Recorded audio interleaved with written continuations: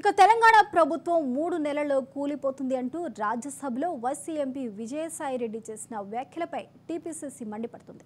రాష్ట్ర ప్రభుత్వాన్ని కూల్చేందుకు BRS YCP కుట్రలు పన్నుతున్నాయని కాంగ్రెస్ అధికార ప్రతినిధి కాల్వ సుజాత ఆరోపించారు. రాజ్యసభలో ఆన్ రికార్డుగా ఎంపీ చేసిన వ్యాఖ్యలపై చైర్మన్ చర్యలు తీసుకోవాలంటూ డిమాండ్ చేశారు. ఎంపీ వ్యాఖ్యలపై సిబిఐతో విచారణ చేయించాలని కోరారు. ఎంపీ విజయసాయిరెడ్డిపై ఈ మేరకు జూబ్లీహిల్స్ పోలీసులకు సుజాత ఫిర్యాదు చేశారు. దీంతో వైసీపీ ఎంపీ విజయసాయిరెడ్డిపై కేసు నమోదు చేసినట్లు పోలీసులు వెల్లడించారు. ఇలాంటి వ్యాఖ్యలు చేయొద్దు, చట్టానికి విరుద్ధం.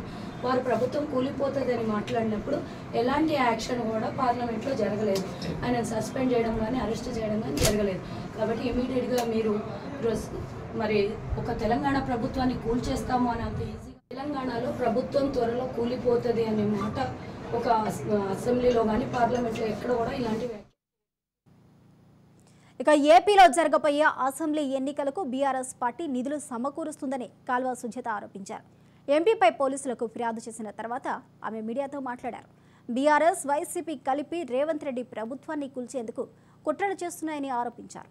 ఈ విషయంపై ఆ రెండు పార్టీల మధ్య లోపాయికారి ఒప్పందం ఉంది అన్నారు. అయితే తెలంగాణలో రేవంత్ సర్కార్ సుస్థిరంగా ఉందని, ప్రజాపాలన కొనసాగుతుందని చెప్పుకొచ్చారు.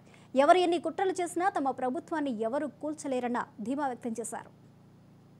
కాబట్టి ఇమీడియట్గా మీరు మరి ఒక తెలంగాణ ప్రభుత్వాన్ని కూల్చేస్తాము అని అంత ఈజీ. తెలంగాణలో ప్రభుత్వం త్వరలో కూలిపోతుంది.